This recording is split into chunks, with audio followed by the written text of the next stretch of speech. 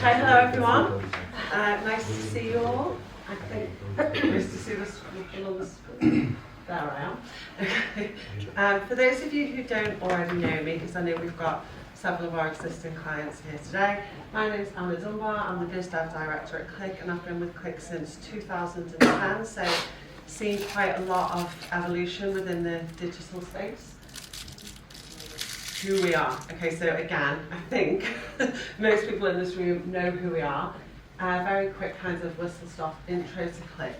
We were established in 2003, and I apologise to any existing clients who've heard me say this before.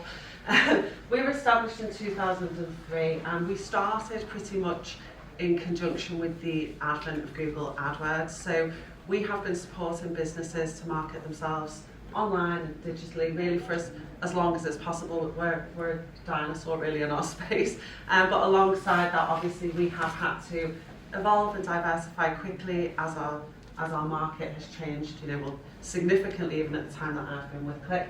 We've got all of the industry kind of creds that you would expect to see from an agency of our kind of age and size, and have been featured in the top 50 digital agencies in Corporate North and the Drum Agency Awards. I think it's really important to say that obviously digital marketing is a very broad term, and it means a lot of different things to different people and different businesses. But our roots are very much in search. So as I said before, we started with paid media, very quickly diversified into SEO as that became a more core practice. And there's lots of different areas of digital that we support clients with, some of which are listed here. But I do like to always just kind of point out that our roots are in search. So SEO and PPC are really, those core search practices are really at the heart of, what we do.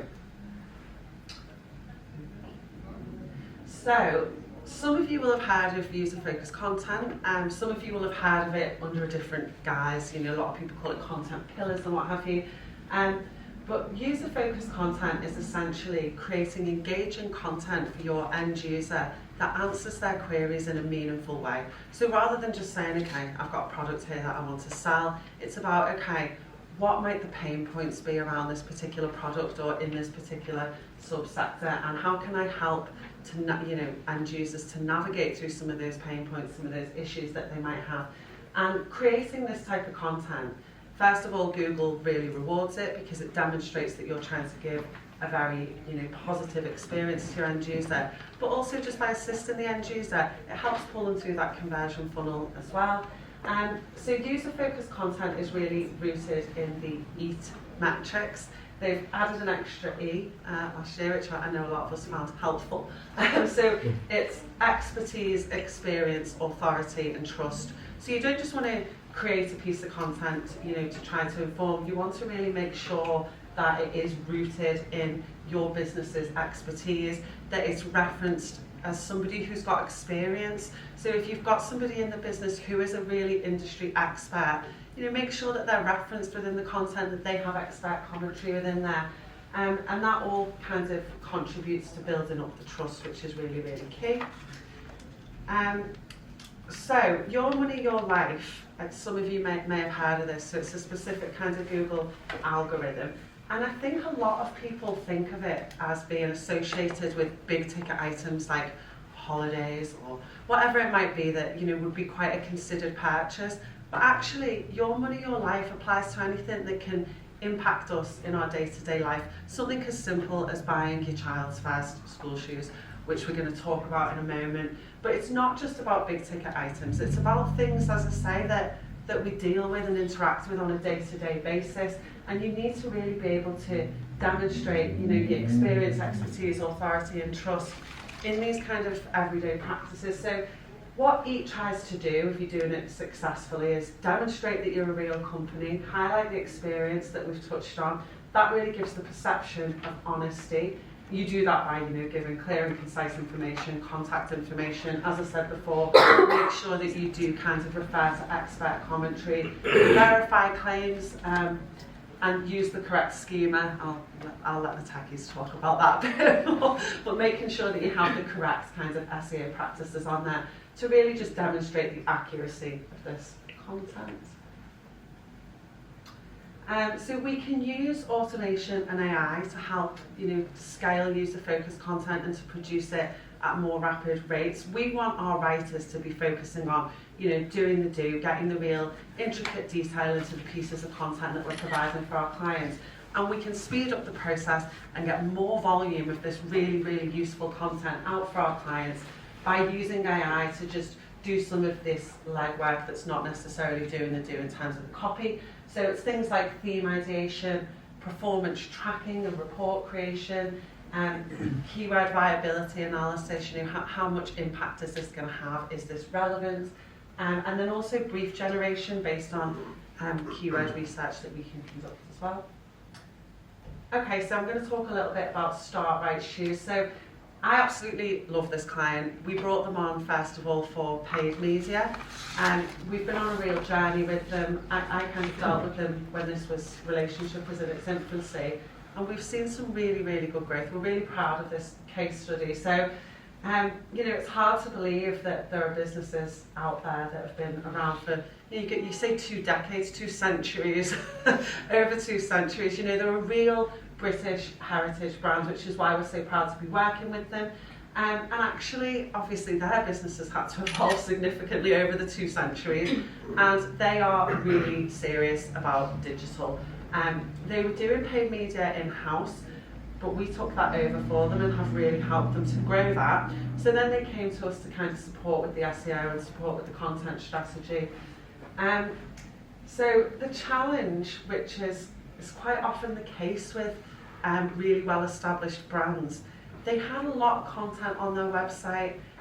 They were telling a lot of different stories. You could tell that people had got around the boardroom table at various different junctures and said, we need to say this, or we need to say this, we need to say this. And actually sometimes that brand message, and particularly what you're trying to push from an SEO perspective, and what you're trying to say and how you're trying to help the end user, sometimes does get a little bit lost.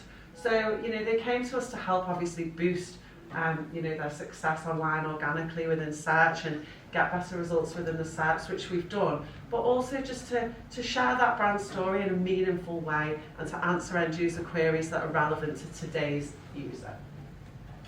So I'm not going to go through all of this in granular detail, but one of the things that we did is something called Keep, Cull, Consolidate analysis. So we look at the whole website and we say, okay, based on up-to-date and relevant keyword research, what should the hierarchical structure of this site actually look like? Where should the end users be coming in? Which landing pages? Which elements of the site should sit in which categories, etc. And then looking at, mapping that across, as I say, onto the site, and then looking at the content that already exists and asking, is this meaningful? Are people looking at it? Are they using it? Are they interacting with it? Are they following calls to action? Are they utilising the internal link structure across the site to move from one piece of content to another and ultimately down the purchase funnel? So we really looked at, as I say, the hierarchy of the site, the content, the message that content was given, and how well that was helping to actually get to the end goal. And as a result of going through that practice of keeping some of that content, culling some of it, ultimately where it wasn't meaningful and was wasting Google crawl budget, and then consolidating and adding new, really strong user-focused content, we saw some really strong results. I think probably the main one to shout about there is almost 150% increase in visibility across search engines. 247 keywords, including user-focused content queries on page 1 of Google, 6%, well, 7 I'm going to round that off, percent increase in organic share of voice, and 50 user-focused content queries in position 1. So yeah, really good results that we're very proud of. Probably a lot of you use Systrix, as you can see here. All of the blue dots, squares, however they're appearing for you, represent a core Google update. And as you can see, as a result of the practices that we employed on this strategy, we were rewarded at every stage of that. So that's positive. So achieving positions within the top 10 for 81 targeted industry relevant keywords. So I talked before about having lots of keywords on page 1. By answering end user queries and getting good results for some of that longer tail stuff and demonstrating to Google that you are an authority and a knowledge centre, you don't just get rewarded by, getting the position 0 snippet box for some of those longer tails. You actually also get rewarded by building up the overall authority of the site and ranking in the top 10 position for very targeted, high volume, industry relevant keywords. So by doing this practice of user focused answering questions, Google will reward you on your more commercially important keywords as well. So here's a couple. How long do school shoes last? It depends on the kid, as I can say with certainty. And when should I get my baby first walking shoes? So these are the kinds of things that we're talking about, and you can see here the position 0 snippet box, which takes up a lot of real estate on the page, and as I said, really positions you as a knowledge centre, and I think I alluded to before, ranked in position 1 for over 50 user-focused queries there. And what's also really positive and encouraging to see, and we're seeing this for a lot of our clients now, because user-focused content is a real fundamental part of click strategies, and because of the power of it, the reach it gets, as I said, connects you to your end user, has a lot of commercial viability as well. Because we've employed a really strong practice around this for most of our clients, we're starting to see lots of our clients now appearing as cited sources within Google's new AI overviews feature. And we're seeing a lot of this for our own site as well, so it's really positive to see, and we know that because we're using the correct and relevant SEO techniques on a regular basis, that we're starting to see some of these AI overviews pull through. I'm having a look at what the queries are there. How to make school shoes last longer, and how long should school shoes last? So those kind of things that are pulling through there as well. And that's it from me, so I think we're going for an early lunch.